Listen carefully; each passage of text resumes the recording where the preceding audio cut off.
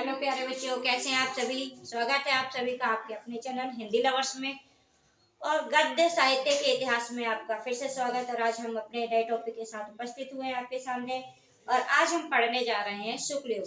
शुक्ल युग के बारे में, इसकी समय सीमा, इसके अन्य नाम सब हम इस वीडियो के अंतर्गत पढ़ने वाले हैं। तो आइए शुरू करते हैं हम अपना वीडियो। जो शुक्ल युग है, इसकी समय सीमा 1920 यानी कि द्वैत युग के समापन के बाद जो समय था वो हमारे गद्य साहित्य में शुक्ल युग के नाम से जाना जा रहा था। और इसमें बहुत सारे परिवर्तन होने लगे थे क्योंकि द्वितीय युग में भाषा का जो था परिमार्जन हो गया, शुद्ध खड़ी बोली हिंदी का विकास हो चुका था। तो अब इस विकास के बाद जो हमारे नए नए परिवर्तन हमें देखने के लिए मिले वो शुक्ल युग में मिले। और इसकी जो समय सीमा है 1922 से लेकर 1938 ईस्वी तक की है। कहीं कहीं इसमें 1920 भी आपको देखने के लिए मिलेगा और कहीं आपको इसमें 22 भी मिलेगा। इसके जो अन्य नाम है शुक्ल युग के वो है छायावादी युग, प्रसाद युग और प्रेमचंद युग। इसको छायावादी युग के नाम से, शुक्ल युग के नाम से और मुंशी प्रेमचंद के नाम से और जयशंकर प्रसाद के नाम से प्रसाद युग के नाम से भी जाना जाता है। इसके बाद इस काल के जो प्रमुख लेखक हुए हैं वो हुए हैं आचार्य रामचंद्र शुक्ल और इन्हीं के नाम पर इस युग का नाम शुक्ल युग के नाम से जाना जाता है।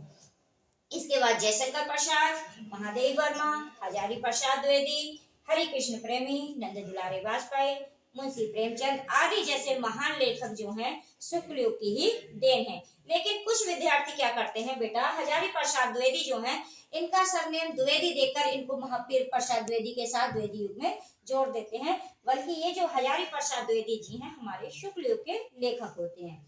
इसके बाद इनकी प्रमुख रचनाएं हैं इस काल की: चिंतामणि, गोदान, कर्णभूमि, रंगभूमि, चंद्रगुप्त, पुनर्वाह, आन का मान, हिंदी साहित्य का इतिहास, हिंदी साहित्य का आदिकाल प्रमुख रचनाएं इस काल की देन है।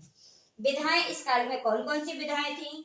नाटक थी, आलोचना, निबंध, उपन्यास, कहानी, जीवनी, इतिहास, संस्मरण, रेखा चित्र आदि जैसी मुख्य विधाओं का इस काल में जन्म हो चुका था।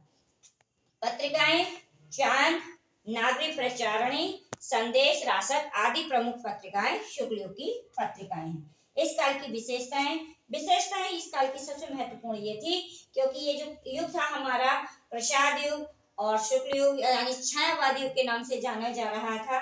तो इसका जो गद्य था वह भी माधुर्यपूर्ण था और इसका निबंध जो था इस काल में निबंध का विकास सबसे ज्यादा हुआ था। दूसरी विशेषता इसकी ये थी अलंकारिक गद्य था। इसका जो काल का गद्य था वो अलंकारों से युक्त था क्योंकि इसमें नए नए जो चीजें थी उनको ढूंढा जा रहा था, जो नई चीजें थी उनका भाषा में प्रयोग किया जा रहा था क्योंकि भाषा का परिमार्जन हो चुका था। इस कारण से इसकी जो भाषा थी वो अलंकारिक थी। ये गद्य जो था काव्य के साथ साथ वो भी अलंकारिक हो गया। काल्पनिक तीसरी विशेषता थी काल्पनिक प्रतीकों की जो थी वो भरमार थी, यानी जो इस गद्य के जो प्रतीक थे वो काल्पनिक थे, वास्तविक जीवन से न लेकर के कल्पनाओं पर आधारित थी। चौथी और इम्पोर्टेंट विशेषता इस काल की ये थी काव्य आत्मकता से युक्त गद्य था। जो गद्य था वो काव्य आत्मक यानी काव्य से युक्त था। गद्य भी काव्य का एहसास यानी भाव दिलाने वाला था।